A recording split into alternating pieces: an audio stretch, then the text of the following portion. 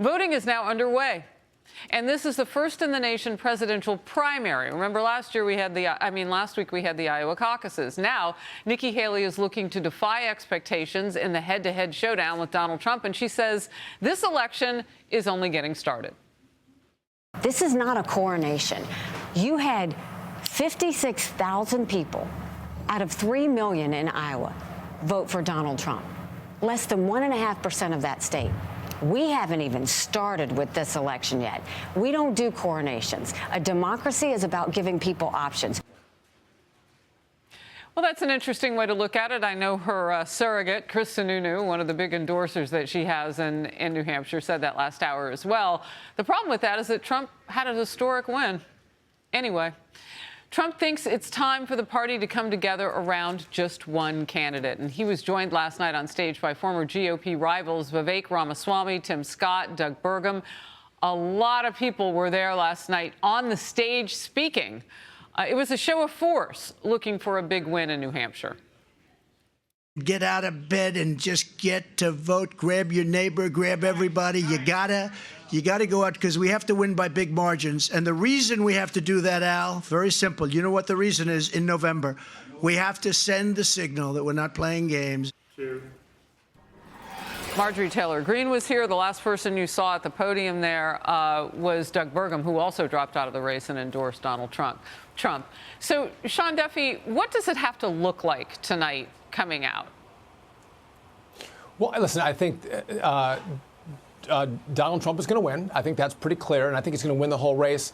But I think it's more about not what happens tonight, what's going to happen in the future, that Nikki Haley, if she does well, she comes within single digits of Donald Trump. She still goes to South Carolina, her home state, and she is going to run into a buzzsaw in that state because it's not a vote with independents, it's a vote with just Republicans. And Nikki Haley does well with independents like she does in New Hampshire, but with the Republican base, they're all consolidating behind Donald Trump. So I think we all understand this race is probably over. So the question is, Nikki Haley, what are you doing? Do you want to run again in 2028? Do you want board seats? Do you want to be a Democrat? What do you want to do? But how she's played this race, I don't think sits well with Republicans across the country if she wants a second run after this next 4 years. Yeah, so it's interesting. Sununu started name-calling and doing a whole lot of other things when we got deep into the conversation on this. And I said, well, what are you going to do if she doesn't win and she doesn't, burst a certain percentage? Does she go on? Molly, I want to ask you about that because, it costs money to go forward. Her team says they've raised $1.5 million just since DeSantis dropped out in small donations. It's going to take a lot more than that to get past Super Tuesday. And if she's not winning, what does that look like going forward? She just kind of limps toward June? Well, yeah, and they're bragging about that little bit of a boost, the $1.5 million that you're talking about, gives a little bit of juice to keep going forward, depending on what happens in New Hampshire tonight. And you want to hesitate to get ahead of the voters because the voters in New Hampshire have told the big comeback stories in the past. 1992, when Bill Clinton pulled out a victory, he was actually second in that race. But it was enough of a momentum builder, enough of a expectation to fire that it was perceived that he was almost the winner. And then, of course, there was Hillary Clinton, who had an emotional moment in a cafe and then went on to overtake Barack Obama rather unexpectedly. That was seen as the upset. So we'll see what New Hampshire voters decide. Emily, something that we're seeing with voters here on the ground is that no matter who it comes out to be, they will coalesce. They're going to do what the Democrats do. They're going to pick that primary winner as the person that they vote for going forward. And that's how Democrats do it. They like somebody, and then in the end, they pick who won the primary season. Yeah, it's a tight molecule, and the GOP would do well by noting that. And I referenced, earlier on Fox, we had a short interview with a New Hampshire resident who was a Democrat registrant, and she said, they were talking about how Biden hadn't been there, how sort of the messaging around, well, look, he doesn't even, do you feel that it's not even worth his time to even put his name on the ballot? And she said, well, look, the other alternative, her words, is frightening, and so he's our president. I'm just going to do what's best. So really, there's a toeing the line, a party forward messaging that has sunk down deep in that state included. We know, as we've been continuing this conversation, a high priority is immigration. A high priority might be the fresh face of potentially Dean Phillips and the like, but it remains to be seen if a large enough amount say, well, you know what, but he's our president, it could do well. So Dean Phillips told me last hour that he got into the race here in New Hampshire about 10 weeks ago, and he was fighting against name recognition. And then he realized he didn't have to worry about that, because in order for Joe Biden to win the state of New Hampshire in the primary, people will have to write his name in, and they may not be motivated to do that.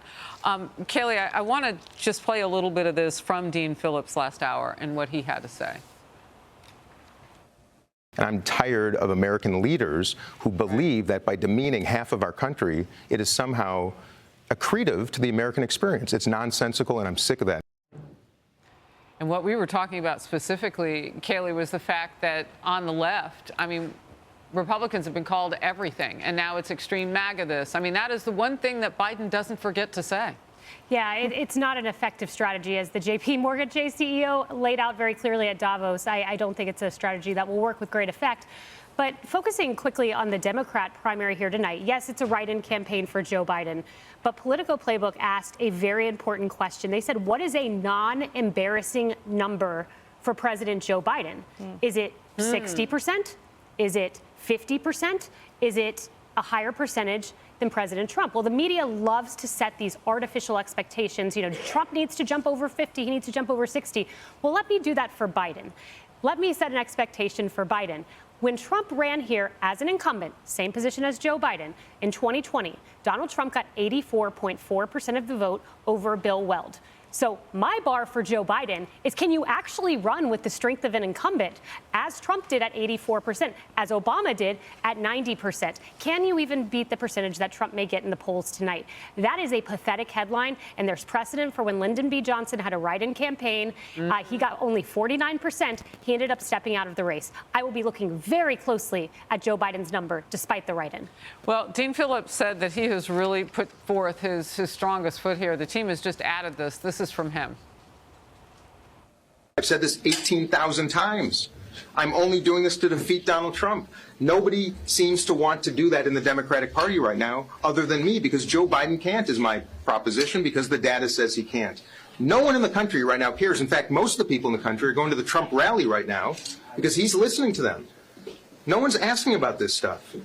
I'm just frustrated. I hope you understand why I'm getting tired of it. You're doing your jobs, but you're not asking the questions that Americans give a shit about.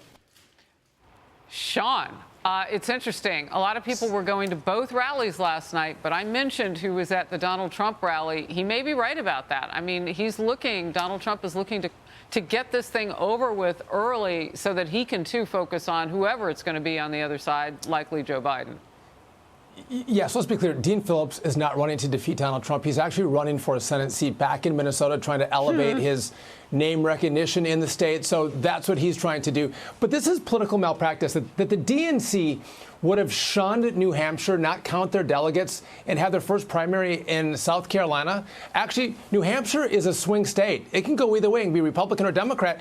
South Carolina is a rock-ribbed Republican state. Why they would do this and offend their voters who they're going to ask in, 6 months to come out and vote for their guy, Joe Biden? This makes no sense. They should all be fired because you want to appeal to your base in the swing states. Oh, I know why. Because they are shedding the black vote. They have to go through South Carolina. James Clyburn has to do it again for Joe Biden. He's got to promise the black vote, even if they don't solve one black community issue. Kaylee. No. Yeah, you know, it's unbelievable what the DNC decided to do, what the Democrat Party decided to do. Look, when you're president of the United States and you're an incumbent, you have a ton of power in your party to cancel debates, primaries. That is par for the course. But this is a deeply unpopular president. This is someone with Jimmy Carter numbers or even lower than those in some polls. So for him to do this, really big mistake. The media headlines are not going to be good for him tonight. And keep in mind what he's doing today. He is having his first official campaign event with his vice president in Virginia. So a further snub to those in New Hampshire, with them saying, you're not even worth enough for me to even put myself on the ballot, and you're not even worth enough for me to even show up. That's the messaging this president sends Americans. Hey everyone, I'm Emily Campagno. Catch me and my co-hosts Harris Faulkner and Kaylee McEnany on Outnumbered every weekday at 12 p.m. Eastern, or set your DVR. Also, don't forget to subscribe to the Fox News YouTube page for daily highlights.